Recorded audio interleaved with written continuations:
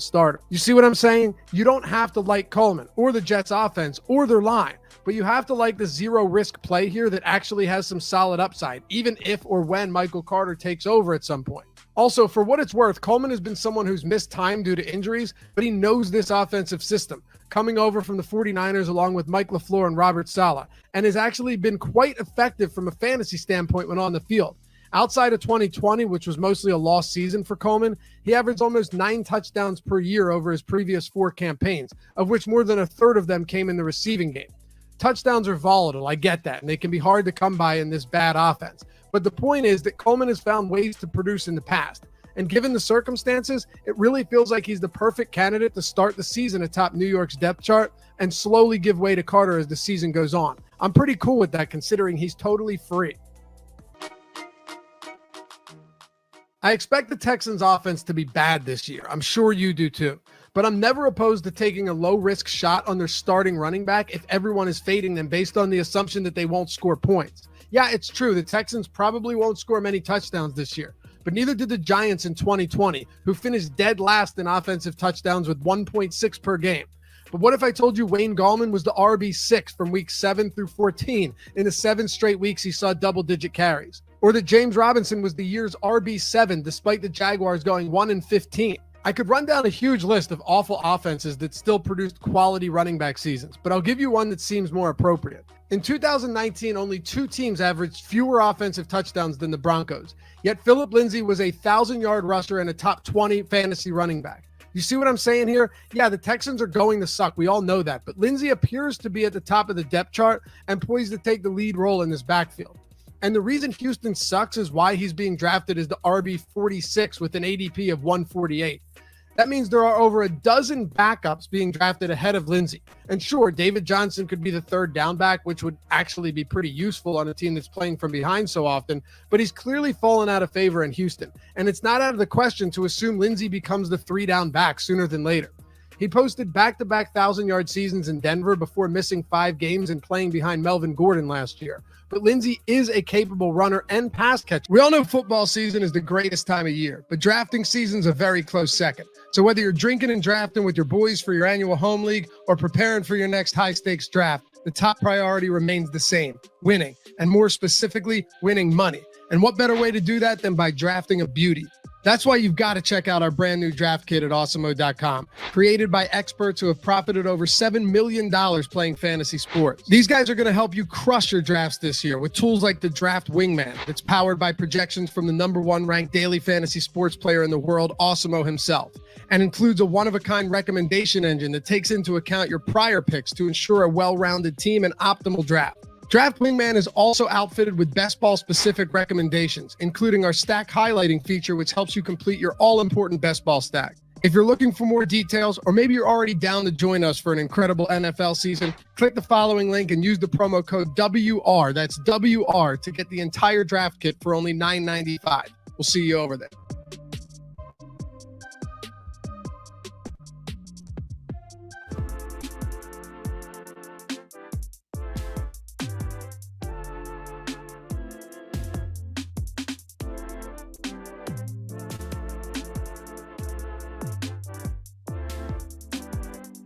I think I hit my mark. We've got a little bit of different stuff going on. Instead of us just doing this in Zoom, we're doing it in StreamYard, which probably doesn't mean anything to you guys, but it matters a little bit for our timing here. Also, people asking why we're starting the show a little bit early. It's because college football season is starting today. So we've got all kinds of content on the YouTube channel. All the more reason you guys should be subscribed. You should be liking our videos because we've got college football live before lock coming up right after this. Then later on the day, MLB live before lock, MMA live before lock, and there's also NFL preseason live before lock. All kinds of DFS sports going on. But first, Adam, how are you doing this weekend? I'm good. Baseball yesterday wasn't a lot of fun, but always look forward to Saturdays, favorite DFS day of the week, and now even better with college football. So get that to kick off the day, get baseball, get MMA. Should be a good time. Yeah, for me, I got to drive my brother and his girlfriend to and back from the airport multiple times, drop them off at the airport, and then the flight got canceled, so I had to pick them up, bring them back. And then they went back to the airport like 4 a.m. this morning and woke me up. So that was absolutely exceptional. But hey, nothing to sweat because I'll be doing 4 shows over on the YouTube channel today. Also doing MLB Live Before Lock, MMA Live Before Lock, and some other stuff. But yeah, it's going to be a definitely action-packed day for DFS, and also going forward, lots of more DFS content coming, football season starting. But jumping into today's slate, the first game we have here, the St. Louis Cardinals at Pittsburgh to take on the Pirates. Starting on the Cardinals side, Adam Wainwright is going to be on the mound for St. Louis. I typically have not rostered Wainwright a whole bunch this year. However, pretty favorable price tag today. Also, relatively modest ownership. Considering the good matchup against the Pirates, I think Wainwright's going to be a pitcher I'm getting to today. Yeah, I'm right there with you. I think he's just one of those pitchers where it's really, really slate specific for me because he's still a good pitcher, which actually is surprising to me, but he's still a good pitcher. The strikeout stuff is okay, but it's nothing crazy. And typically he's priced as, a pretty good pitcher. So like on slates where you have good pitching or full slates or whatever, normally there's just going to be options that look a little bit better than Wainwright in terms of upside. But here he kind of checks all the boxes. Like we don't have a ton of top end pitching on this slate. He's got a phenomenal matchup against Pittsburgh. 9,200 is a very reasonable price tag. And again, it's not like he's a low strikeout guy. He's at 23% for the season. Only a 6% walk percentage helps him typically be efficient and get a little bit deeper into games as well. I just think overall it's a really good spot for Wainwright. He looks like one of the top options. Yeah, and then as for the Cardinals offense, Steven Brault this year, we have not seen him pitch all that much. He's only made 4 starts in the big leagues this year, pitched a total of 18 innings. He's a 1.93 ERA. The underlying numbers tell a little bit of a different story. 5.55 expected ERA for Brault, and a lot of it was buoyed by the ERA that is a 255 BABIP. That's probably not sustainable for Steven Brault. 299 BABIP for his career, and a 93.4% left on base rate. So what we're seeing with Brault is that he's getting luck with just batted balls in play. And then anybody who gets on base just happens to be not scoring, which is not going to be the case going forward. Steven Brault has never been a terrible pitcher throughout his big league career, but a 4.52 ERA, 4.64 FIP for the entirety of his career. Overall, I think this is a fairly favorable spot for St. Louis, and they're going a little bit under-owned right now. Only 5.7 right now expected ownership as a team. And when you consider how well this team stacks up against any kind of left-handed pitching, to me, I think this is a spot to get to the Cardinals in the right-hand heavy lineup. Yeah, I agree.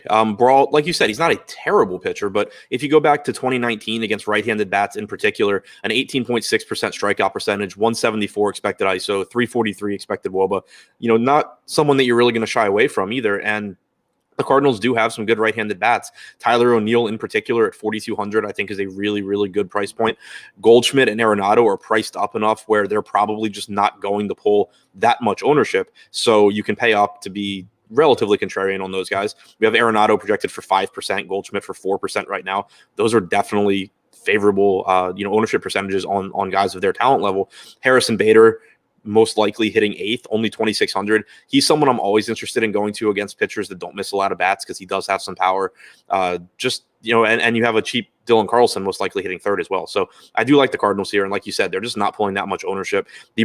The highest ownership projection on the team right now is O'Neill at 9.5%. So just should be a pretty easy team to get to. Yeah, right off the bat, this is definitely one of the higher priority stacks for me on the slate. On the other side of the game with the Pittsburgh Pirates, I don't really think this is a team that's worth getting to. If this was a smaller slate, perhaps. But once again, Adam Wainwright kind of has relatively modest ownership versus what I probably would expect from him in this spot. About 1.5% chance of being a top stack, which equals the ownership for the Pirates. So this is a team that, unless you're playing 150 lineups, no reason to even consider.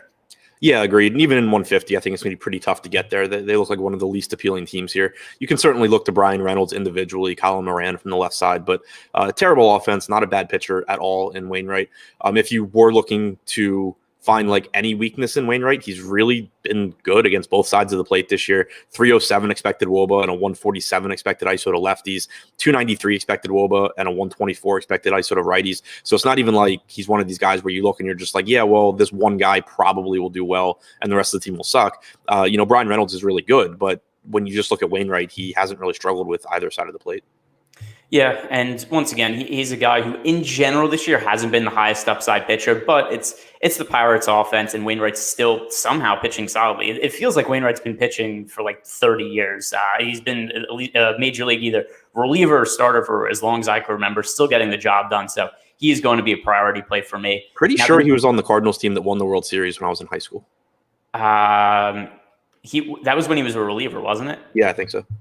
Yeah, he was because that was the famous Carlos Beltran play, famed in Mets history, where Carlos Beltran in the NLCS took a called strike 3 to end the game. It was like a breaking ball down the middle. He just looked at it. Yeah. So that was one of the hallmark moments of Mets history. Still a team that I managed to bet on. I'm going to lose a bunch of money on, which looked good midway through the year, and then totally collapsed and are not going to be winning their division, but.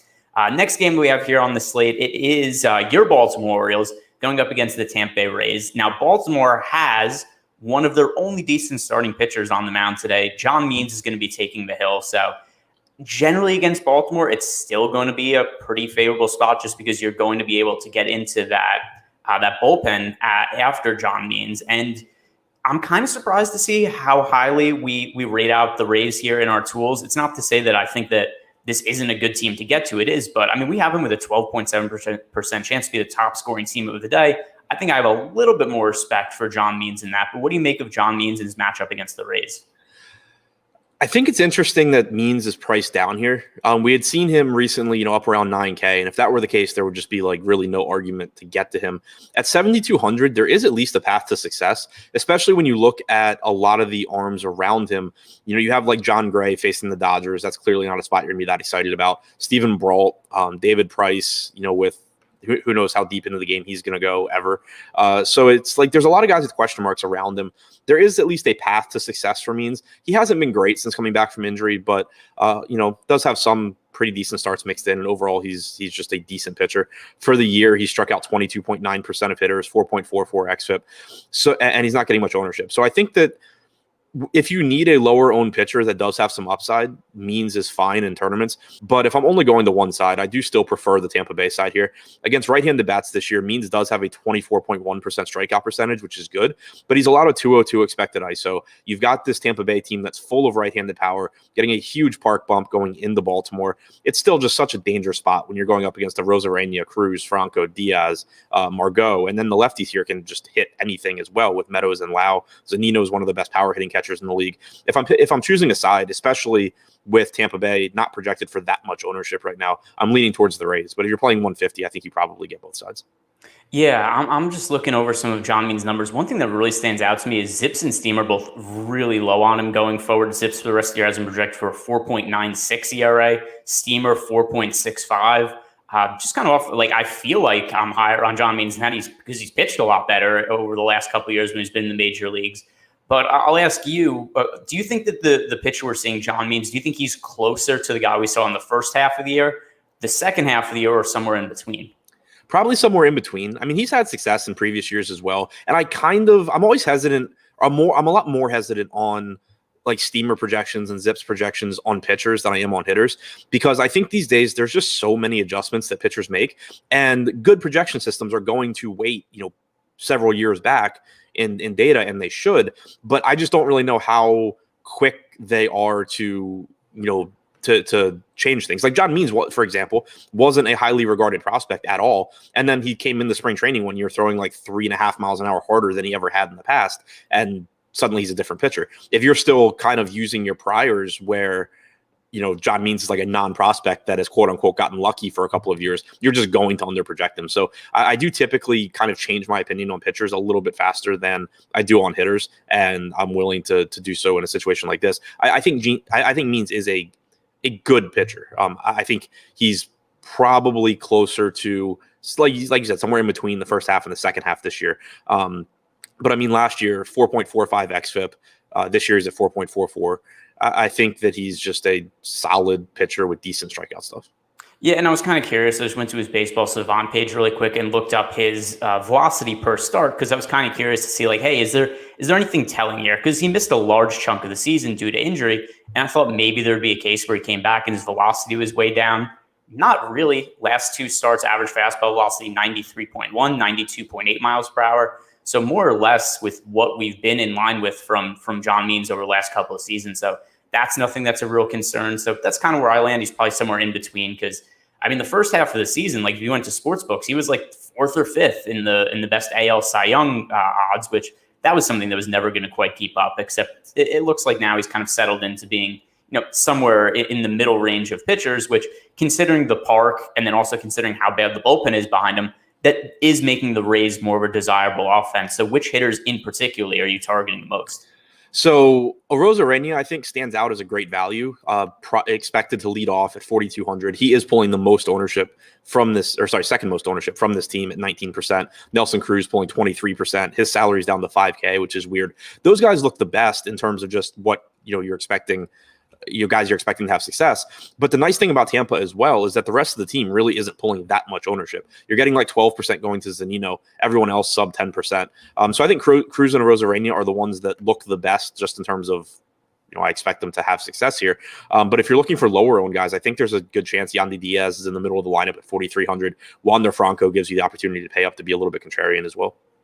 Yeah, and then on the other side, it's going to be Michael Wacha taking the mound for Tampa Bay. Michael Wacha, he's been a little bit up and down this year, although by and large, probably much more downs than ups with him. And on the other side, the Baltimore Orioles offense looks about appropriately owned. However, I will add, I think there are a bunch of bats that look appealing as one-offs. Cedric Mullins is somebody who you and I discussed quite a bit as being somebody who kind of gets overlooked as one of the better hitters in baseball. So Baltimore Orioles, maybe some means to make full stocks of them, although they look about appropriately owned. But are there any in particular one-offs that you like here?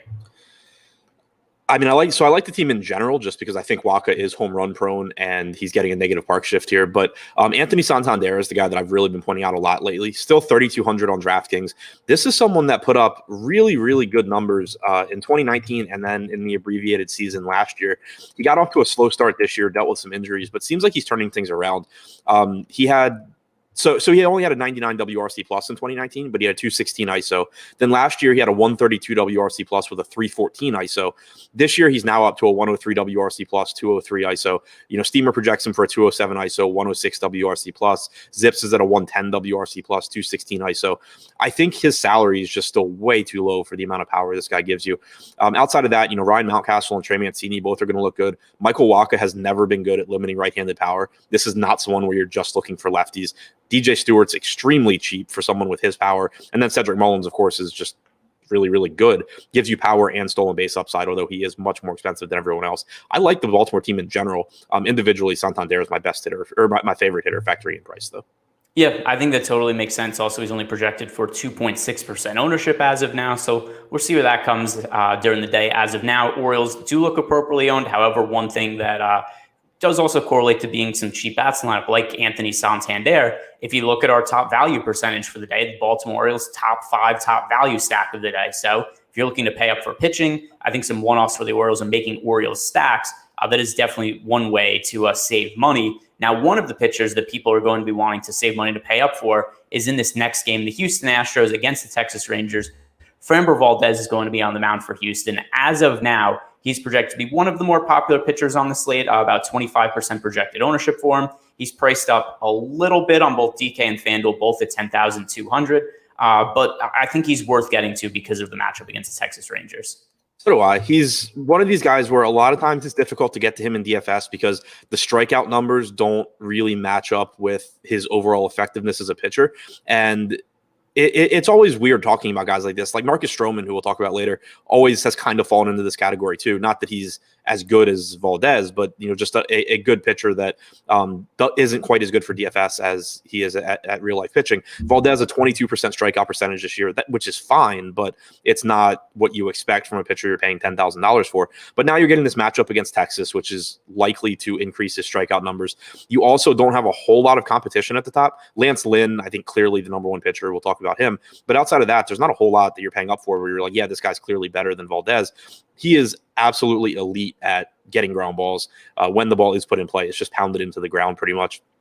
So I think he looks really good here. And then also the ownership's not really crazy on him. Like he's getting 25% on DraftKings right now, which is relatively high, but Lance Lynn's getting 58%. And again, I think Lynn deserves it, but that's still a pretty big ownership gap there. He's similarly owned to Wainwright. He's projected for less than Stroman. I'll feel a little bit differently about Valdez if, we get to lock and he's at 40% or something. But right now, I think he looks like a very, very good option. Yeah, the key to me with a lot of these pitchers and guys like Wainwright or Valdez is what you mentioned there about Marcus Stroman. So like the matchup for Stroman is really good. And we're going to talk about him in a little bit, his matchup against the Nationals. But for a guy with the limited kind of strikeout stuff he has, that is just an absurd amount of ownership. So that's one of the other things that also is driving me to guys like Adam Wainwright or Framber Valdez that we just talked about. I really like them as pivots off of Stroman, because I don't think that Stroman is so much better than these guys. We even projected lower than these guys. We even with lesser odds of being a top 2 pitcher. So that's really where I'm looking at Valdez is kind of as a pivot off of all that ownership going to Marcus Stroman. Then it's, also just a pretty good spot for Valdez, but it's hard to be too concerned about his 22% K rate when Marcus Stroman's 41% owned on the same slate. Yeah, exactly. It always just comes down to what are the alternatives. And to me, the range of outcomes for guys like Valdez, Wainwright, Stroman are very, very similar. You can nitpick and say, I like this matchup a little better because XYZ, and that's fine. But DFS still, tournaments in particular, still is going to come down to a game of ownership and salary, and range of outcomes. You can't tell me that you actually think there's Marcus Stroman is like a 1.5 to 1 favorite over Framber Valdez because the Nats versus the Rangers or something. Like it's just, to me, you should be getting, if you're going to get a combined 90% ownership going to those guys, it should probably be more like 30-30-30 than 41-25-25. Yeah, so I like Valdez even more than Valdez, though. I really like the spot for the Houston Astros offense. Now, I like the Astros offense a whole bunch yesterday. They kind of let down, but I just don't understand why there isn't more ownership going to Houston today.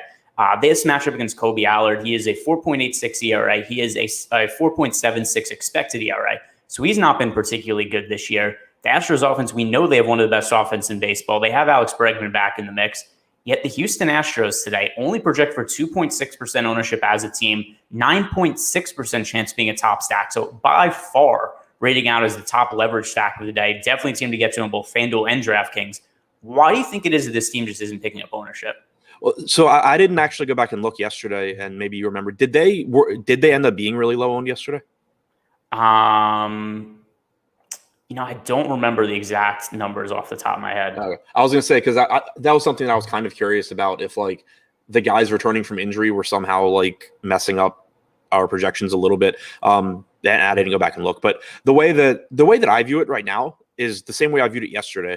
We have them projected for 2.5% ownership with a 9.5% chance of being the top stack. If that actually ends up being true and holding, then clearly just the number one stack on the slate. But there's so much room for error there. Like we could get 3 times the ownership on Houston that we're projecting, and they would still be looking like one of the best stacks on the slate in terms of top stack percentage versus ownership percentage. So it's not a huge concern for me there. It's a spot where even if I manually, just to be safe, wanted to increase it like in my numbers so that I don't get 60% Houston stacks or something, I'm still going to end up being overweight. I'm still going to be really, really comfortable for that. So I really like Houston here. I don't know why they're not getting more ownership.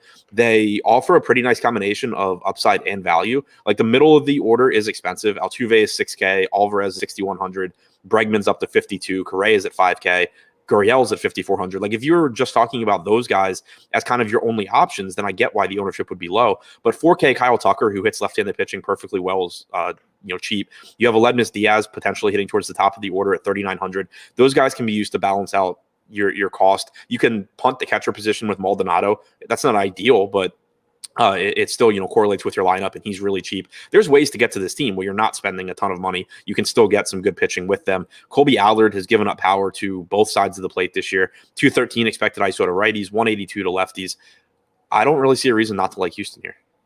Yeah, and we do have Jirai the Gallant in our YouTube chat said, no, they did not end up coming in popular at all. The most rostered bat was Kyle Tucker, right around 10%. And in our projections yesterday, I think we had 7.7% projected ownership off the top of my head yesterday for Kyle Tucker. He was the highest projected owned player. So yeah, there was just not a lot of ownership that ultimately went to Houston yesterday. And it looks like that's going to be the case again today. Now it's going to be something that we're going to get updates on during the day, but as of now, at least as it looks this morning, I would just be loading up on Houston Astros. Right now in our ownership projections, we have 5.8% projected to Aledmys Diaz, and nobody else is above 1.8%. That's Jose Altuve. That's just crazy numbers. One of the best offense in baseball going up against a very mediocre pitcher in Colby Allard. So I don't see any way around it. Houston Astros, unless the ownership changes, which I'll be on MLB Live Before Lock later in the day and be giving out any updates we have. This is going to be the number one stack of the day for me, and sounds like the same for you.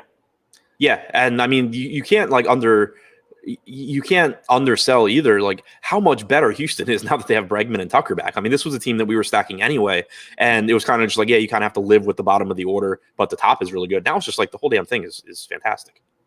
Yeah, so Houston, nothing else to say here, but we have another ownership discussion coming up next. We kind of alluded to him a little bit before. Marcus Stroman at home against the Washington Nationals. We've talked a lot about how favorable a matchup Washington presents at this point in the season, but I can't reasonably get to Marcus Stroman when he's projected for this much ownership. This number is just so eye-popping to me. This has to come down as the day goes on, because we right now have Marcus Stroman projected for 40.8% ownership on DraftKings. Over on FanDuel, he's projected for 19.3% ownership at 9,300. I just don't get it. And it's not a knock against Marcus Stroman. It's a great matchup, but he's expensive and he just doesn't generate strikeouts. Yeah, I mean, he has had some decent strikeout games recently. Like if you look at his last 5 starts, he's up to 27% over those starts, but that's still a small sample. You have a very, very long track record of what Marcus Stroman is. He's a good pitcher. He's good at preventing runs. He's okay at getting strikeouts. I'm not saying not to roster Marcus Stroman or anything like that. I'm just saying the way things look right now, I don't think he's markedly different in terms of range of outcomes than Adam Wainwright or Framber Valdez. Granted, Valdez is a bit more expensive, but Wainwright's only $300 more.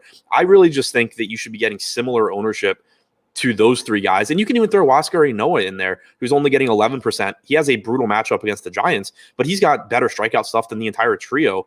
So I just don't really, it seems like it's a situation, and you see this a lot, and I think it's one of the bigger edges in especially sports like baseball that are event driven and not as projectable as basketball. You're still going to get the field typically concentrating on like one play when there's a lot of very similar ones, just because maybe one projects a little bit better. That's kind of what I think is the case here. Stroman, you could certainly make a case to say that he's your favorite out of Valdez, Wainwright, Enoa, and Stroman, and I wouldn't argue with you. I think that's very, very reasonable. But I think you really have difficulty making a case where he is just far and away better than this group. So my expectation is that if I end up allocating this much ownership, we'll call it 100% to Valdez, Wainwright, Enoa, Stroman, I probably just end up a bit more balanced and not giving 40% to any of them.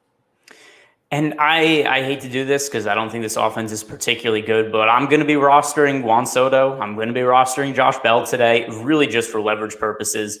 Some of these other guys I can mix in his value plays too, because everybody's so cheap. So if you really do want to make a 5-man national stack, you could pretty easily pay up for any pitcher that you want outside of Marcus Stroman, that kind of situation. But if Stroman's actually going to be in nearly 50% of the field's lineups, I get that the likelihood of Washington being the top scoring team is not all that high. But I kind of like the leverage it presents. So if this is actually going to be the amount that people are playing Stroman, I have to preface it with that, because if Stroman's ownership comes down, then it's not something I'm interested in. But if he is truly at this, I'm going to be stacking Washington. Yeah, and it's not like you need a ton of it to get over the field and have some leverage there. And you also can get some pretty good builds. Like Soto is expensive, but then you can easily just have like a Robles, Soto, Bell, Yadiel Hernandez, one other scrub from this team, and you'll be able to get like a Lynn Valdez lineup with decent one-offs. So, it is low probability, like you said. It's certainly not a spot where I'm planning on just like staking a claim and saying, I'm just jamming the Nats in today against Stroman. But I think that there is merit to getting to them if Stroman's going to pull 40% ownership. Then on the other side, we're going to have Sean Nolan starting for the Nationals, and not a whole lot of data on him this year. He's only made 2 major league starts, pitched a total of 7 innings this season. So not really lots to pull from there, but a 9 ERA and a 4.95 expected ERA, 6.17 FIP. So he certainly hasn't been good in the 7 innings he's pitched in the big leagues. Also, he's a guy who's now 31 years old. He's mostly been in the minor leagues with poor numbers. Overall major leagues, he's made 9 starts. He has 7.28 ERA in the majors. So Sean Nolan does not appear to be good based on the limited amount of information we have. But the New York Mets look about appropriately on. So I think this is a team that I'm probably going to be even with the field with, just because the ownership's kind of already there with them. Yeah, that's pretty much how I feel as well. I don't expect Nolan to be good. I think it's a good spot overall for the Mets. They are pulling some ownership, though. For example, right now we have Houston projected for less ownership. I don't really know how that happens, but that's a spot where, I clearly would have them ahead of the Mets. And the Mets are just one of those teams that are kind of like the Orioles, where the Orioles are a lower probability team, also getting less ownership, but just owned about where they should be. I think it's a good spot. I want to get to them, but I don't anticipate them being a team that really ends up as like my top 1 or 2 stacks, just because there's going to be spots that look a little bit better in terms of ownership versus chances of success. But individually, Peter Alonso, 4,900. I think you kind of have to like that. JD Davis at 3,600 looks good. Baez's salary is down to 4,600. It's still a team that I think is in a good spot and has some favorable pricing. Yeah, I mean, that's where I'm at too. As long as teams like the Houston Astros are 2.5% owned as a team, that's really where I'm going to be looking to get the most of my stack ownership. Not that it's a bad spot for the Mets, but just one that I'm probably going to be a little bit neutral to on the field. Now, guys, if you guys are just joining the show now and kind of wondering why did Adam and I start earlier than usual, it's because we've got college football today. The college football Live Before Lock is coming up next. So guys, do us a favor, like this video, subscribe to the YouTube channel, because we're going to have so much football content coming up, and you don't want to miss any of it. So like I said, college football Live Before Lock after this. We've also got Matt Kajeski and Ben Ross. So they're doing a college football betting podcast together called Betting You. So you want to look for that anywhere that you listen to your podcast. Spotify, Apple, all that stuff, that is going to be up. And I believe they're doing that weekly. So that is Betting You. Go check that out wherever you listen to your podcast. And then also we have other YouTube channels. In addition to this one, we've got our Awesemo Odds channel. We've got our Awesemo Fantasy Football channel. Just all ways to get all different kinds of betting and also fantasy football information. So we're going to have everything covered with football season starting today. Next game we have here on the slate, Lance Lynn on the mound for the Chicago White Sox. There's no question here that he's a top option play. I think the only thing to really consider here with him going up against the Chicago Cubs and with Lance Lynn picking up 60% ownership, no-brainer play in cash games. For tournaments, though, Adam, how much exposure do you think you're going to be getting to Lance Lynn? I kind of think he's a no-brainer play in tournaments too. I haven't run lineups yet, so I'm saying this, purely just the way I'm thinking about this slate, and I can't guarantee that this is what I end up doing. But the way I'm thinking about the slate right now is Lynn is just far and away the number one guy. He's less expensive than Framber Valdez. He's in the same price range as Wainwright. He's only 700 more than Stroman. He's 200 less than Logan Webb. He has a 27.2% strikeout percentage this year, 3.95 xFIP. He's facing a Cubs team that since the trade deadline by far has the highest strikeout percentage in baseball. I don't really think there is anything remotely comparable in terms of pitcher talent and matchup on this slate. And then he's not even expensive. So the way I'm thinking about it is I anticipate getting tons of Lance Lynn and then saying, okay, I'll mix and match between these other guys that I think are similar, like Valdez, Wainwright, Stroman, all of those guys. There's not much at the bottom that I really like. So it's not like I'm going to have to allocate a lot of exposure to those guys. And then I can, just do whatever I want with bats. Where I have, a more popular stack, I'll use Huascar Ynoa at the lowest ownership. Where I have a lower owned stack, I'll use whoever the highest projected guy out of that group is, kind of, out of the SP2s. So I don't think it's going to be that difficult for me to get to Lynn. I think he is pretty clearly the best pitcher here. Yeah, so for me today, I would assume I'm going to get somewhere in the neighborhood of like 80 to 90% Lance Lynn, like some massive number. Just the combination of floor and ceiling is so high. Obviously, there's always variance in baseball. Anything could happen. He could get hurt. He could suffer from some bad luck. But it's really hard for me to imagine Lance Lynn just totally getting blown up today. I think even just the floor, being able to lock in, hey, I'm getting at least 16 to 18 fantasy points from Lance Lynn. I don't think that's going to kill me in tournaments. And when you consider that somebody like Marcus Stroman, speaking of all the ownership he is, I'd much be more apt to just cut Marcus Stroman out of my player pool and just be like, hey, I'm getting to Lance Lynn in almost all my lineups. And to me, I'm going to feel pretty comfortable about that. He's going to be probably one of my most rostered players of the year. So Lance Lynn, considering the matchup against the Cubs and how poor this offense is, I'm going to be loading up on Lance Lynn for sure. On the other side, though, are you considering making any leverage stacks of the Cubs just because of all the ownership going to Lance Lynn? And it is an offense, that went off in kind of a similar type spot. Well, not a similar spot, but in also a low-owned spot yesterday. Yeah, I think the White Sox are pretty appealing here. I do have some respect for Alec Mills. He's been okay this season, but you have seen him kind of drop off a bit as he's gotten stretched out more. 17.5% strikeout percentage, 3.77 xFIP. The White Sox are projected to go a bit over-owned right now, which would keep my exposure in check. I would be moving a decent amount of that to Houston, for example, moving some of it to Tampa Bay. But I think it is still a pretty good spot. You do have some good pricing. Luis Robert continues to be underpriced. He's only 3,900. Yohan Moncada, 4K, is a pretty appealing salary as well, I think. Mills has allowed a 166 expected ISO to lefties, sub 100 to righties. So if you are just looking for like one thing against him, it's left-handed power, which the White Sox don't have a ton of, but you do have Grandal back coming off of a monster game yesterday. You do have Moncada. And then the righties in this lineup are just so good that I still think they're still good plays, but the ownership does concern me a little bit right now. Yeah, and another spot where there's no real way to get away from the ownership, the least rostered player in the entire lineup right now, it's Cesar Hernandez at 6.9% ownership, which I don't mind that number. But then you got Andrew Vaughn at 7%. Everybody else becomes more popular. There's not a guy we could look to at the end of the lineup that's cheap and is only picking up like 2 or 3% ownership to reduce the ownership share. So in terms of teams that are projected for about a similar sort of range of outcomes, I'd prefer to roster the Houston Astros just because we have them projected a similar top stack odds to Chicago White Sox, but like a sixth of the ownership. So to me, that's a pivot I'm going to be looking to make. The White Sox aren't fades for me outright, but it's a team I'm probably going to be a little bit underweight to the field on. Right now, 9.9% projected ownership, 7.7% chance being a top stack. So a lot of ownership there. And I know we've talked about this before in terms of recent results, maybe not swaying people too much. But after they scored so many runs yesterday, do you think that's maybe an outlier that would make people rush them a little more than normal? Yeah, I mean, I think there is a tendency for that to happen. I don't think it's anything crazy. Like, it's not something I account for in my stuff. But I think that there's always going to be some tendency where it's like, oh, this team let me down 3 times in a row. I'm not going back to them. Or, oh, this team, helped me make money last night, and they're in another good spot tonight. So I think it probably ends up getting them a little bit more ownership.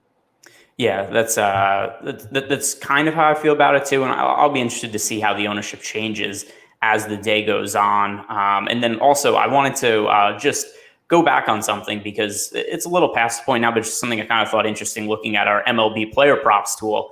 The number one bet of the day in terms of a home run prop, Juan Soto is plus 650 to homer off of Marcus Stroman. As bad as the Nationals lineup is, Juan Soto plus 650 to homer, there's, I don't think, any slate that he should be plus 650. So he rates out as the top overall home run bet of the day. So just wanted to give that out before we got too far past that. Juan Soto plus 650. That is a good bet for a homer. And also, if you're looking for any kind of MLB bets or any prop bets, any kind of NFL bets, college football bets, all are coming out, head on over to oddshopper.awesemo.com because that is the best way to compare all the lines and all legal sports books near you. Because why would you pay more for something that you could pay less? So Juan Soto plus 650 is the best available line. And there's other places where you're like plus 400. Why would you get plus 400? You get plus 650. That is the benefit of using OddsShopper. All right, next game we have here, we've got Charlie Barnes on the mound for the Minnesota Twins against the Milwaukee Brewers. So let's start with Charlie Barnes. We haven't seen all that much of him in the big leagues, but what are you expecting out of him? I'm expecting him to give up runs. That's the easy way to put it. So Charlie Barnes, who if Fangraphs would load the page right now, I'd have more of his data in front of me. But there we go. All right. 13 starts at AAA this year, 63 2/3 innings, 19.5% strikeout percentage, 5 appearances in the majors now, 4 starts, 23 1/3 innings. He has struck out 10.4% of hitters, walked 9.4%, 1.5 home runs per 9. Not a prospect. He's almost 26 years old. This is his first time pitching in the majors. Just a guy that the Brewers should probably light up. Yeah, and once again, we talk about a lot of these guys. I'm curious what leads to these guys getting called up to the big leagues. Now that I have his numbers in front of me, he's really not been successful at all in the minor leagues as of late, but still ends up getting called up to big leagues. And shocking, a guy who was no good in the minor leagues is even worse in the major league. So, like you said, it's a 6.56 ERA, 6.99 expected ERA. His ZiPS projection for the rest of the year, 5.68 ERA. And the fastball velocity, just when you're a starting pitcher, average fastball velocity sub 90 miles per hour, it's hard to expect big results from him. So 89.8 average fastball velocity, didn't have success in the major leagues. I don't expect hasn't had success in the major leagues. And when you consider he didn't have success in the minor leagues, it's really not all that surprising. So the Milwaukee Brewers, in terms of a stack, they look appealing just on paper, but this is so much ownership going to them. Yeah, exactly. It's a good spot without a doubt. And you have cheap pricing. Obviously, El Garcia should not be $3,800 here. He's definitely on the short list of cash outfielders that you're looking at. Luis Urias, if he's in the lineup at $3,800, is going to look good. Lo Cain at $2,500 is just an absurd price tag. Even Manny Pena, assuming he's in the lineup, that's a catcher that has power. Typically doesn't get a lot of ownership, but $3,200 is a pretty good price tag for him. If Adames is in the lineup, his price is down. I don't know I don't know who DraftKings thought the Brewers were facing today, I don't think there is a pitcher on the Twins that they should be this cheap against, and it sure as hell isn't Charlie Barnes. So they're a really, really good team. It's just, it goes back to there's still a lot of variance in baseball. They have a 12% chance of being the top stack. So you're still talking 88% of the time they are not going to be the top stack. 22% ownership is far and away the highest ownership percentage on the slate. You're just going to make more money over the course of a baseball season by not having as much of this team and then praying that they don't do what they should. Yeah, Charlie Barnes, he's like bizarro Corbin Burns. He sucks. He doesn't throw hard. He's pitching against the Brewers today. Everything about him is miserable. It's just so much ownership going here. And you look through this roster and try to see, like, okay, kind of like what I said with the White Sox before. Is there anybody who's lower owned later on in the lineup that we could use to maybe reduce the ownership share? Not at all. The least popular player in the lineup right now is Manny Pena at 15%. So there's no way to really get away from the ownership here. So I'll just ask you, is there any sort of pitching combination you look at on this slate that you might be looking to pair with the Brewers and be like, okay, I can make a Brewer stack, but I have these pitchers, and now it becomes a little more sensible? Webb means Webb, Inoa means something like that. Pitchers where they do still have a ceiling and they're not getting much ownership. One thing I will point out is this game has, at least as of right now, the biggest weather concerns on the slate. So for one, there's a chance that ownership ends up coming down because people are scared off of it. For two, there's a chance it doesn't even happen. Well, that would definitely, if everybody's 30% owned in this game and the game doesn't happen, that would be a favorable edge to have on the slate. At least when I looked this morning, I saw it was like 25% chance of rain or something. I don't think it was anything too crazy. Usually I try not to concern myself with weather too much in the early day, unless I look at it, it's like 70% chance of rain.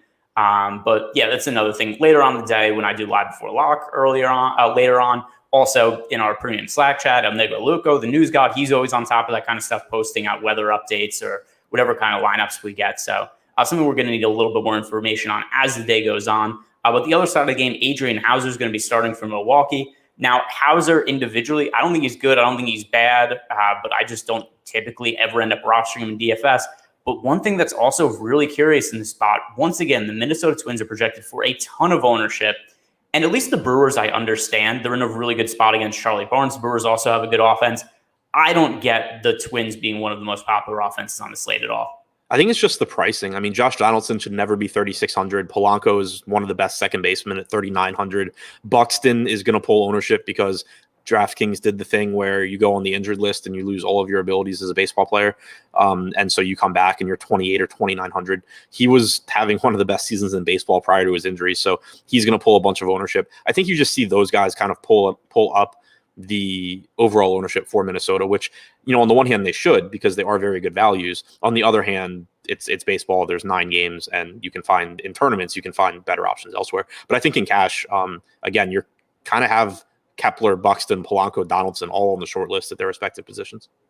Yeah, and I mean, right now we've got, people in the YouTube chat, like Linda 501 saying that we haven't mentioned the rain was going to get no shot of playing.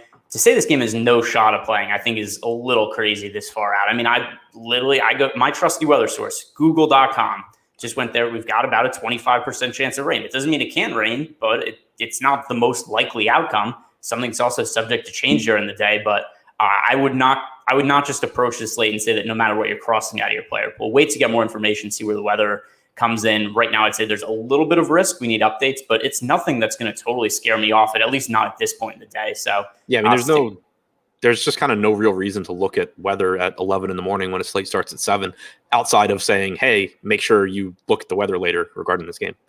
Yeah, that's where I'm at right here. We'll see where it is. We'll see what kind of updates we get right now. It looks like there's a chance of rain, but it's nothing that's guaranteed. Next game we have here on the slate, we've got Huascar Ynoa on the mound for the Atlanta Braves. And I want to start by asking you about him because he's somebody you brought up before as a potential contrarian pitcher to get to maybe differentiate a Brewer stack. As a pitcher, pretty good strikeout upside. Obviously, a terrible matchup against the San Francisco Giants. I kind of think Logan Webb and are similar type plays. A lot of risk in this spot, but also fairly decent pitchers. So first try to sell me on his GPP potential. He has the highest strikeout percentage on the slate at 28.9%, 3.11 xFIP. That's about it. I mean, there's no sale to be made on the matchup here. The matchup sucks. Brandon Belt's not in the lineup. That's good. Chris Bryant might not be in the lineup. That would help. But I mean, this is a team that just has a lot of good hitters. They're tough to strike out. It's a positive park shift for them. You're not going to feel good about Ynoa. The argument is literally just that he's in that same sort of pricing tier, a little bit cheaper than guys like Wainwright and Stroman, and he does have better strikeout stuff. That's not really up for debate. He also has a much worse matchup and is a bit of an unknown, and as far as what he actually ends up being as a pitcher. But so far, the results have been good. So it's just sort of where. Like we had said with the Brewers, if you are going to a more popular stack, whether that's the Brewers or the White Sox or whoever, you need to save some money at pitcher. You can go to Ynoa. You're not sacrificing upside. You're sacrificing medium projection. But in tournaments, that's not nearly as important. So that's kind of the sale to be made on Ynoa. But again, he is the lowest owned of the group for a reason, because he has a really difficult matchup. Yeah, and that's really what we're considering here is with somebody like Ynoa, what do you do with him when he's going up against this Giants team that finally lost yesterday? Typically never really seem to lose. But, I think the key here is what you said. He's a really high strikeout pitcher, 28.4% K rate. Overall has generated pretty good results this year. He's been a little lucky also, 257 BABIP, 83.3% left on base rate. Those are certainly things that are going to regress going forward. So given how good the Giants offense is, and maybe that is a little bit of an uncertainty, is that a team that you're looking to stack in addition to maybe playing and GPPs? Yeah, for sure. I'm always interested in the Giants whenever they're not going to be that popular. Right now, we have them as a middle of the road stack, a similar chance of success to like the Mets, for example, but getting basically a quarter of the ownership of the Mets. So I think they look pretty good. Again, not a high enough chance of success that they end up being like my top team, at least right now. I would definitely be getting to Tampa over them. I'd be getting to Houston before them. I'd be getting to the Cardinals before them. But I think that they are projected to go under owned for a team that has as much talent as they do. And that isn't expensive. Like you have Wade, you have La Stella, they're really cheap. Crawford's up to 5K, or almost 5K, but Dickerson's still cheap. Yastrzemski's underpriced. Still no idea why that guy hit so low in the order. But regardless, it's a team that has a lot of power, a lot of good hitters, and really isn't expensive. Yeah, if you look at our top stacks to right now, the number one stack, which in terms of leverage purposes, I'm sure people have picked up by now, that is the Houston Astros in our data. Number two, though, the San Francisco Giants. And it's not that they have overwhelming odds of being the top stack, but it's that they only have a 1.7% projected ownership share. So with that in mind, this is a team that, as far as really contrarian teams go, I think right in line there with the Houston Astros, this is a team to get overweight to the field on. I like them quite a bit. And then on the other side of the game, Logan Webb is going to be starting for the Giants. Now, Logan Webb going up against Atlanta, it's the price is wrong for him. I'll start with that. He should not be 9,800 on DK. Over on FanDuel, Logan Webb is 9,500. He's too expensive. However, that comes with 2.8% projected ownership on FanDuel. On DK, only 4.6% projected ownership. We do have him with the second best odds of being the top scoring pitcher of the day. So all this information about Logan Webb, where do you stand on him as a risky tournament option? Pretty similar to what I was saying about Ynoa, except, of course, for the part about salary. It's like I think he should typically be a more expensive pitcher than Adam Wainwright and Marcus Stroman because his strikeout stuff is better. He's at 26.4% for the season. 2.85 xFIP is really, really good. Doesn't give up much power. The reason that I think he's overpriced today is that the Braves are just such a more difficult matchup than the Pirates or the Nats. So there's a lot more risk there. He's not going to project quite as well. But like I was saying about Ynoa, the strikeout stuff is still there, and you're still just going to get a pretty decent number of starts. Like if you run this game 100 times, a lot of times you're still just going to get a good start from Webb where he's on top of his game and he picks up strikeouts against guys like Soler, Riley, Swanson, Duvall. And then, is just able to mitigate damage against those other guys. So I still think he's a high upside pitcher. I don't think that he's remotely close to guys like Valdez or Lynn in terms of chances of success, but he doesn't really need to be when he's getting 1/6 the ownership of Valdez and like 1/15 the ownership of Lynn. He's someone that if you are going to a more popular stack, you still at least get that ceiling and you're getting a fraction of the ownership. Yeah, and I think the key here is just the overall ownership we have here on Logan Webb. And we've got a lot of people in the YouTube chat, or a couple of people talking about how nasty Logan Webb has been this year. Yeah, he's produced some good results, and that's one of the reasons also. In our top pitchers tool, he has the second best odds of being the top 2 scoring pitcher on the slate, only behind Lance Lynn. Over on FanDuel, we have him with the 4th best odds of being the overall top scoring pitcher. So Logan Webb, it's a very risky matchup against Atlanta, but considering the ownership, I think it's perfectly reasonable to get well overweight to the field on him in tournaments, and that would be something that I feel pretty comfortable in doing. On the other side with the Atlanta Braves, I don't know that I'm really going to be looking to stack them against Logan Webb. It's kind of similar to Ynoa in terms of it's a matchup for them. Maybe there's a little bit of variance. Maybe we don't know exactly what Logan Webb is. But just in the interest of trying to figure out where I want to cut out some of the ownership and teams I want to stack, the Braves are pretty low priority for me. Yeah, they're similar to the Giants, but they do come in behind them for me because, for one, I think the chances of success are just a little bit lower. And then for two, the pricing is not as favorable. Like when you look at the guys on the Braves that you really want to get to, if you're stacking them, Freeman's 5,900, Riley's 54, Swanson's 55, Albies is 57. So you're going to be getting to a low probability stack that also is going to cost you elsewhere in your lineup. Whereas the Giants, you're getting to a low probability stack, but then you're doing whatever you want with the rest of your lineup, basically. So I think it's just going to be that the Giants look quite a bit more appealing when you look at the entire lineup that you're building. Yeah, and that's something here that I think is going to be pretty important. Comparing a team like the Braves and why people might look at our top stacks and be like, oh, they have positive leverage. Yeah, but they also have 0.2% chance of being the top value stack on the slate. And this is a slate where I think I'm going to be a little bit more wanting to pay up for pitching. It's going to make the Braves a little bit difficult for me to get to. There just isn't that much cheap pitching that I really love today, other than somebody like John Means you mentioned before. I don't feel good about him. But if we're looking for a cheap pitcher, I think that he's somewhat viable. Is kind of cheap, but not all that cheap. The Braves, to me, at least by the eye test, look like they're going to be a team that could be a little bit difficult to get to.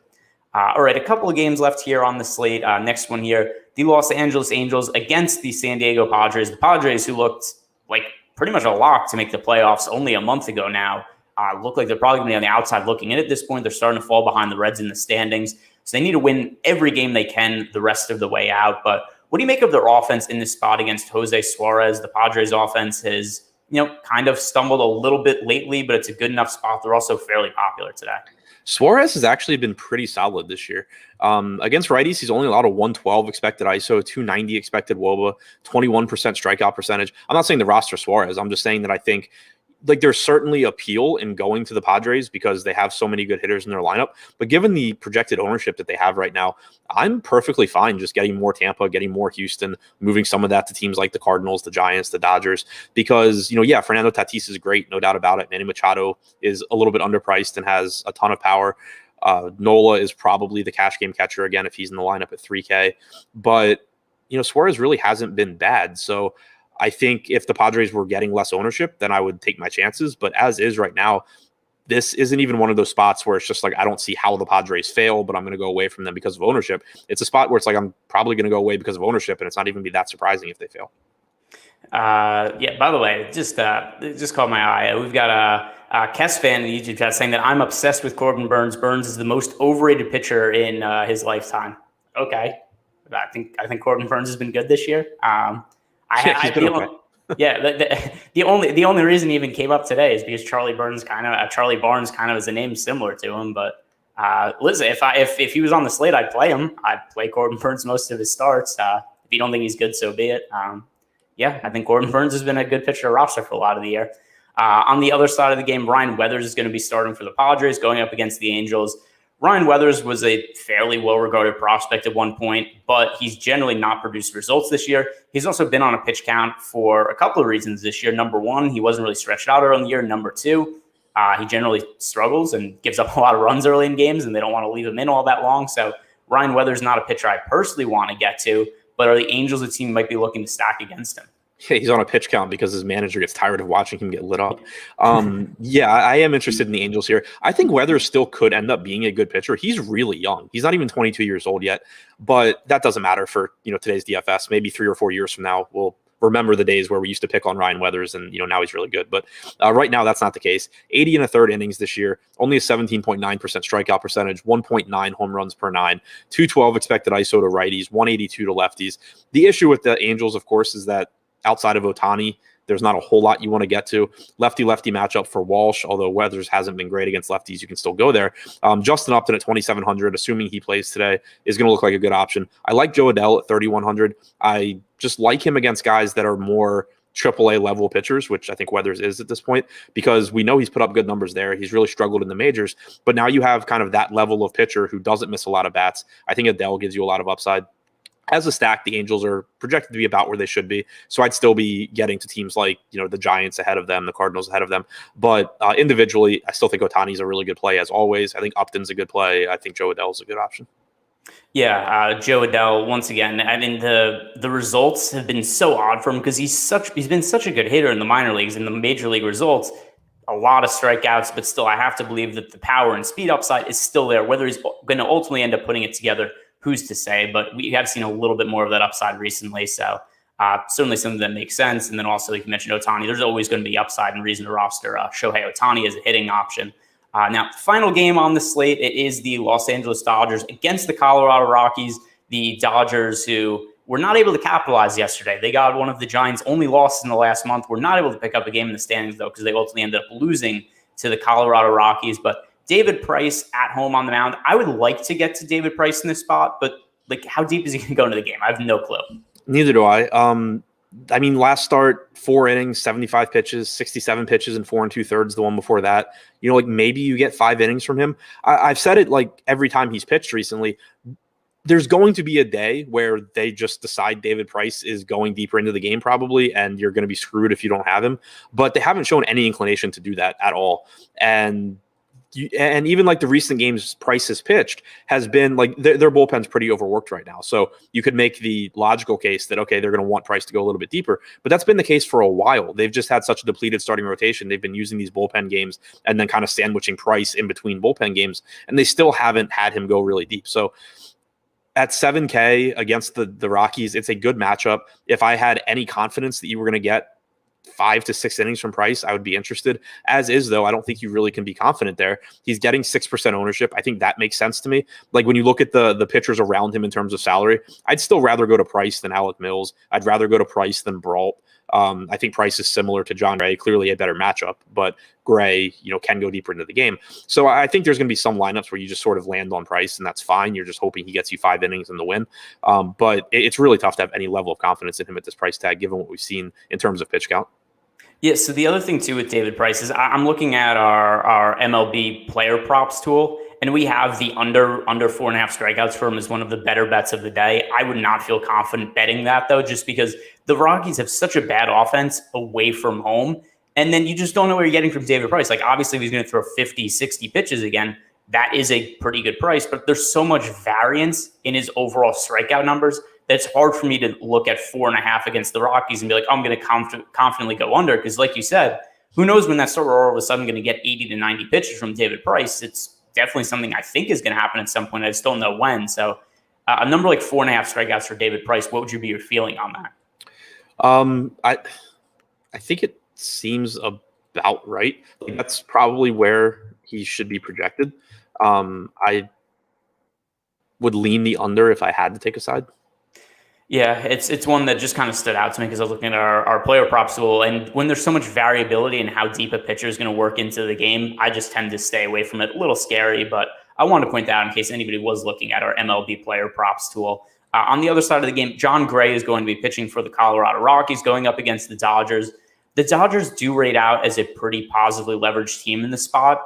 I just find them so difficult to get to at all these price points. We've got, a reasonable salary on Cody Bellinger. AJ Pollock is decently priced, but other than that, you have to pay so much to get to these guys that it's becoming a team that's really hard to make 5-man stacks of, just given how loaded this offense is. Yeah, for sure. It comes down to kind of what can you do with the rest of your lineup, because John Gray is not a bad pitcher, but I will gladly roster low-owned Dodgers against him and similar quality pitchers any chance I can get. The issue is just where are you going for value in this lineup? Like Cody Bellinger and Pollock are relatively cheap, but every other player is in the projected lineup at least is above 5K. They're really good, but you're going to have to sacrifice somewhere. There's not really cheap pitching on this slate, so it's going to be tough to say, I'll take Lynn plus some $5,200 guy and go to the Dodgers. Those guys don't really exist here, at least anyway that you have any level of confidence in. There are some cheap bats you can use for value. Like you could go Dodgers plus, Buxton, Victor Robles, Santander, something like that, whatever guys that cost around 3K or less. You can make it work, but I think they are expensive enough that compared to some of the other stacks that have similar chances of success, you're just going to get better lineups around those teams as opposed to the Dodgers. Yeah, and then even the Dodgers yesterday was a team we had as positively leveraged, but I was trying to make lineups like, what do I do with this? Every single player in the lineup is like 53, 500. And then even today, the guys who are the best hitters in the lineup, Trey Turner, Mookie Betts, they're both projected for over 10% ownership. So it's like, do I want to make a Dodger stack and then take out those two guys who are actually appropriately owned, and then just go to like Cody Bellinger. I thought Cody Bellinger was going to turn around his year, but then he's been fairly miserable lately. He's somebody who I don't even know what they're going to do with him come the playoffs. So it's a team that's going to be really difficult for me to make 5-man stacks of. Is there any individual hitter that you think you might be getting to the most as a one-off here? I mean, Muncy, if he's in the lineup, is kind of always going to be the guy. But I don't really think there's a huge difference for me between guys like Turner, Muncy, Betts, Seager, other Turner, just kind of whoever fits. Like, they're all similarly priced. They're all really good. Muncy, Betts, Turner are the best. I get Muncy, Betts, and Trey Turner are the best probably in terms of upside. But I'm not really picky. Kind of just whatever fits into my lineup at the position I need. All right, so we've talked through all the main slate games. We still have 10 minutes to play with before the college football game starts.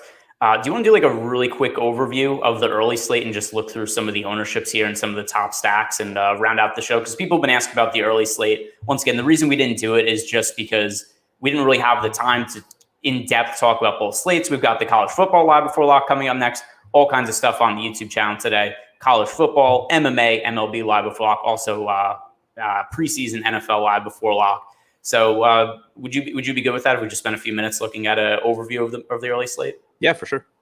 All right. So I have the top pitchers tool up, and the number one thing that stands out for me for today, and by the way, something that you've kind of joked about is how Manoah and Yanoa always pitch on the same day, and it kind of gets confusing to talk about. Yeah. We found the workaround. They're still pitching on the same day. They just put them on different slates. So there we go. But Manoah, one of the better young strikeout pitchers in baseball. However, 47% projected ownership against the Detroit Tigers.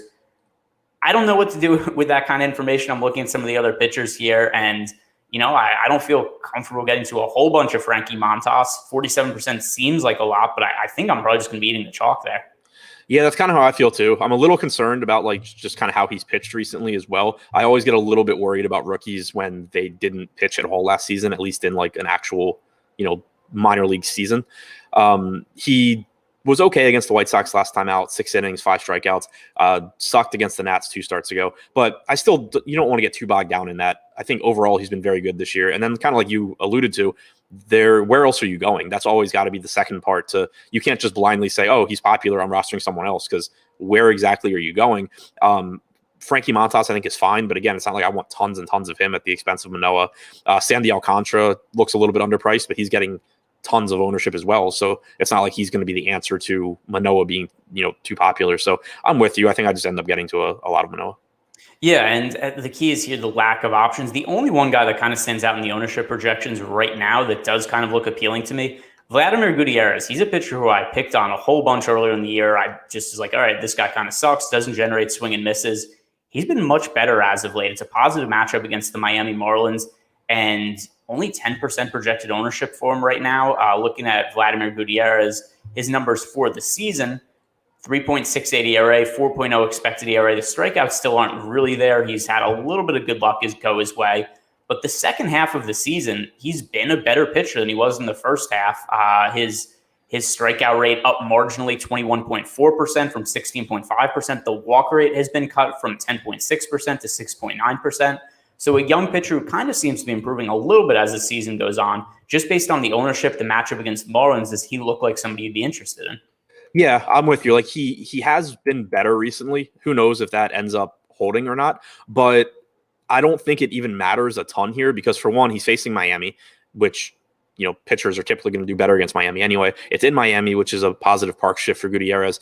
But right now, the ownership gap, like if you compare him to Manoah at basically that same price, Manoah is getting 4.7 times the ownership. In the top 2 pitchers tool, we have a 34% chance of success for Manoah, 23 for Gutierrez. So we have Manoah basically being 1.5 times as likely to be a top 2 pitcher as Gutierrez and getting 4.7 times the ownership. So that's just pretty clearly a spot where if you are looking to get away from Manoah, it's probably a positive, direction to go to just get some more Gutierrez. Yeah, and then the other pitchers on the slate here, we've got Sandy Alcantara. I like Alcantara. That is a whole bunch of ownership for him at 7,700, currently picking up 40% ownership against the Reds. Nathan Eovaldi, he's been, on paper, he looks like a better real-life pitcher than fantasy pitcher. However, his fantasy numbers get boosted because he works so deep into games. So as an SP2 option, looking through some of the guys we haven't mentioned, Nathan Eovaldi, Frankie Montas, Sandy Alcantara, Kyle Gibson, Which of these guys do you think would be the number one play for you, the guy you'd be prioritizing the most? I think Alcantara. He's just, I think, a really, really good pitcher. The matchup against Cincinnati, rather, I think he has a high upside, and he's been really good at home. I should rephrase that. The park is good. Cincinnati only has a 3.8 implied run total. You're missing Jesse Winker. So I think Alcantara at his price looks good. Eovaldi's been really good as well. He's just a little bit more expensive. The Indians lineup, I think, is I don't even want to say it's scarier than the Reds because I don't really think it is, but the middle of the order just really concerns me. And then I think the park is a little bit more difficult to pitch in. So I don't really have an issue with Eovaldi either. He has been really good this year. He does work deep in the games, which is nice. But I do give a slight edge to Alcantara. All right, and then just to round up the pitchers here, any of these unknown guys have piqued your interest at all? We've got Cal Quantrill, Daniel Lynch, Humberto Mejia, Jose Urena. All of these guys project for 3% or less ownership. We talked about Daniel Lynch a little bit in recent slates, 6,900. He has decent stuff. The matchup for him is a fairly solid against Seattle, also in a pitcher's park in Seattle. So if I had to roster one of these guys, for me, it would be a slight amount of exposure to Daniel Lynch, but it's going to be hard for me to really want to get to any of these other guys. Yeah, it's the same for me. And really the reasoning is simply Cal Quantrill's facing the Red Sox. Humberto Mejia is most likely terrible. Jose Urena is definitely terrible, and he's facing Toronto. Daniel Lynch is just the best combination of arm talent and middle of the road matchup out of that group. So it would be Lynch for me. I do think Tyler Anderson is okay. He's getting ownership, but another cheap arm where the matchup against KC isn't great in terms of strikeouts, but it's not a very good offense. If you need to save some salary and don't want to go to Alcantara, I think Anderson's fine as well. All right, so now let's move over to the offenses, and we'll talk about these for a few minutes. Then we're going to hand the channel over to the College Football Live Before Lock show. The first thing that stands out to me with the offense is the Toronto Blue Jays. Clearly, it's a good spot for them. However, this is an absolutely absurd amount of ownership for the Toronto Blue Jays. It is Jose Urena on the mound for them, but 31.5% projected ownership. So just what do you do with the Blue Jays in this spot? Good spot, but just a crazy amount of the field getting to them. You either use them along with some very low-owned pitchers and or secondary stacks. You use them in terms of mini stacks with some low-owned stacks, or you just come in under the field and pray that somehow they don't score 15 runs against Jose Urena and the Tigers bullpen. I'm not really sure which of those answers is the most appealing. It's a spot where they do look clearly like the best team on the slate, but also over-owned. We have them with basically a 1.5, give or take, 1.5 times the chance of being the top stack compared to Boston, but getting 2 times the ownership. Close, probably like 1.7 times the chance of being the top stack compared to Philly, but getting 3 times the ownership. So it's just one of those situations where they are clearly the best team, but you're also just going to make your payouts are going to be better the times that you go to other teams and Toronto does not break the slate than they are when you go to Toronto and they do well, because you're just competing with so many other teams. Slates like this, you're just kind of going to lose money pretty frequently because Toronto is going to come through a lot. But if you go to the lower owned teams, the times where a 30% owned Toronto fails, you're just going to get paid enough to make up for those losses, basically. What's funny about these slates to me is if you use our top stacks tool as I do, and I know you like to look at it as well. When you have a slate, 6-game slate, so fairly small, when one team is that over-owned relative to where they should be, every other team comes out looking like a good stack, basically. So the way I kind of like to approach these slates is it's like, all right, Toronto, I'm not going to fade them entirely, but as a team with 31.5% projected ownership, maybe I get to like 5 or 6% Toronto stacks. And then it's a situation like, all right, maybe they go off and I happen to have the nuts in the small lineups, because I still think with an 18.5% chance of being the top stack, they warrant a little bit of ownership. But then I just kind of spray and pray going overweight to every other stack on the slate. And then it's kind of like, okay, I have the Cincinnati Reds at 2% projected ownership. I have the Oakland A's at 3.8%. And all these teams are positively leveraged. And then just if any of those teams end up being the top scoring team, or if the Blue Jays struggle, that's where you have a chance to win a GPP. So that's really where I'm looking at, is we have a whole handful of teams here with 2 to 3% positive leverage score. And those are the teams I'm mostly going to be building my lineups around. Yeah, I agree with that. Kind of the way that I think about it when I'm trying to, it's always tough on slates like this to try and explain the whole, I really like Toronto, but I'm also probably not going to get that much. Kind of the way I think about it is you're trying to build lineups where, ideally you would just get a bunch of Toronto and you would be able to build a bunch of lineups that outside of Toronto are really low owned. I think in practice, what will happen is that you're just not going to find enough lineups that have Toronto, but still also get you low enough ownership across that entire lineup that they end up making up 30% of your lineups, basically, is the way I'm thinking about it. Like, I obviously love Toronto. I just don't think that if I'm playing 150 lineups, I doubt that I end up with 50 lineups that have Toronto hitters that still grade out as the best lineups I can play in terms of ownership and chances of success. Yeah, and if you're playing cash games, go ahead. Play five Toronto hitters on DK, play 4 Toronto hitters on FanDuel, and the only reason you wouldn't play more in cash games is because there's limitations on how many hitters they let you play on any individual lineup. But for sure, it's a good spot for Toronto. There's just always a break-even point in terms of how much exposure the field has, and they're in a third of the field's lineups, and that is just not equal to what their overall odds are of being a top-scoring team.